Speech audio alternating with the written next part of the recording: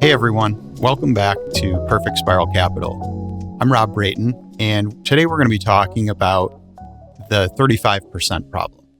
Now, some of you may not know what that is, and chances are most people don't know what that is because it's something that they're facing all the time and they can feel, but they actually don't know that it's there. So we're going to dig into that a little bit today. Let's find out a little bit more about this problem that's impacting nearly every average American today. To get started, let's talk about what the 35% problem actually is. The 35% problem is defined on pages 17 and 18 of Nelson Nash's book, Becoming Your Own Banker. For the average American, 35% of every after-tax dollar is forever leaving your financial system to pay interest at a bank or finance company. I don't know about you, but that's a huge amount of my money going out to a third party that I will never see again. Now, granted, I've learned what this problem is and I've implemented solutions to be able to recoup a lot of that for myself, but that's why I'm here today. I want to help you do that same thing. But before we get there, we got to really understand the problem so that we get an idea of what we should do. Let's take a look at the average American. In Nelson's book, Nelson breaks out the average American's income into a few different segments. He looks at living expenses, he looks at housing expenses, auto expenses, and then also savings. Nelson was really generous in his descriptions in the book, and he assumed that the average American was saving around 10%. Well, unfortunately, that 10% was a little bit generous. In looking at recent figures, it's only about 6.7% of the average American saving money going to savings. And that savings isn't just cash. That's 401ks, that's IRAs, that's it. So if we take a look at that overall breakout of the average American age 25 to 34's income, we see that they're generally making or grossing about $57,000. Their post-tax income, federal taxes only, is about $50,700. Well, when we redistribute and kind of look at what this overall picture looks like, we see that there's actually 42% of the total amount of income is going to living expenses, 32% to housing, 20% to auto expenses, and as we talked about, 6.7% is going to savings. With that lower savings rate, there are higher expenses. And when we think about those higher expenses, that means we're probably paying a little bit more in interest. So one of the things that we have to be thinking about in that case, if we think about this overall problem, we actually see that it expands beyond the 35% and actually becomes more like a 37% problem. So we see that roughly about 20% of the total income for the average person is going to the principal of debt service. And that could be across their auto loans, home loans, living expenses, etc. Roughly about 36% is cash that's going towards general living expenses or principal on living expenses. 7%, which is really that 6.7%, but we're being generous here with round numbers, is going to savings, but 37% is being lost to interest.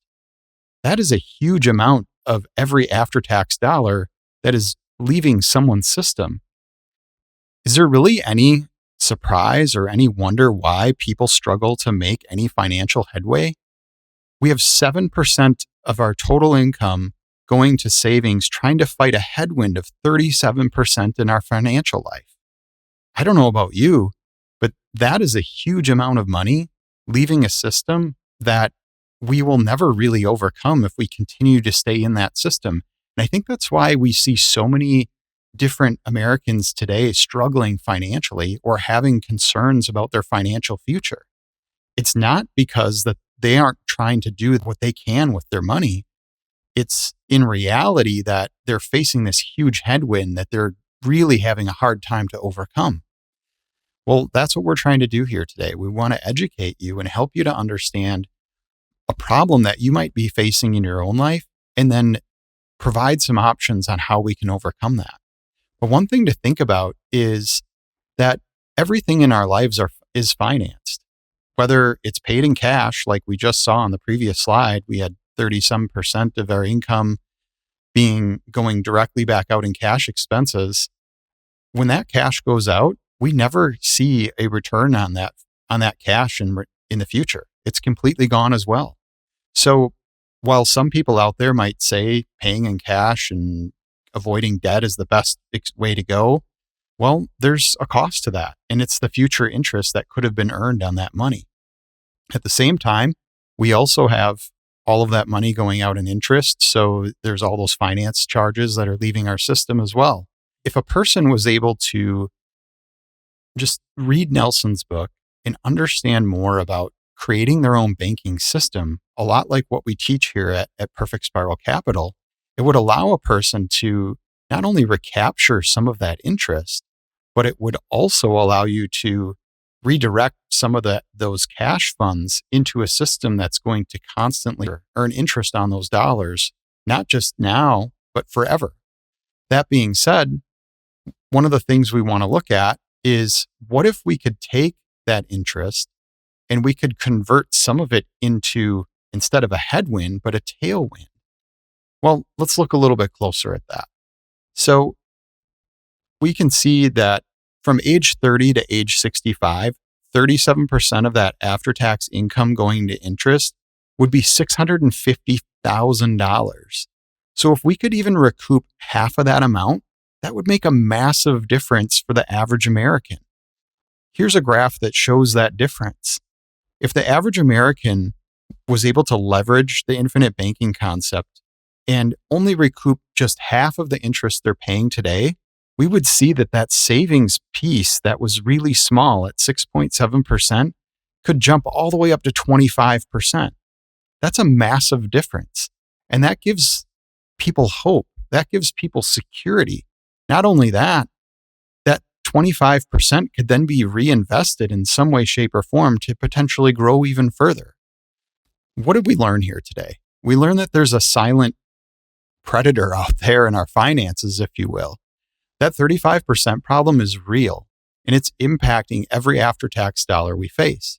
So if we want to overcome it, we have to look at what is the problem. And that's a little bit about what we're doing today. 2, we have to have a solution.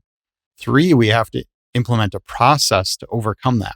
And that's what we do here at Perfect Spiral Capital. We're here to help you see some of these things.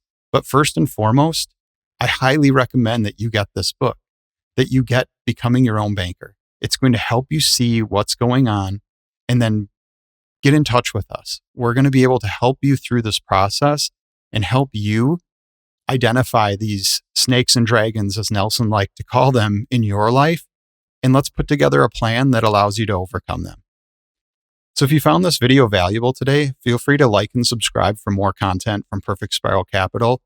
And feel free to check us out on the website as well. We'd love to have a chat with you and help you to understand more and how we can help you learn more about taking back your financial future. Have a great day.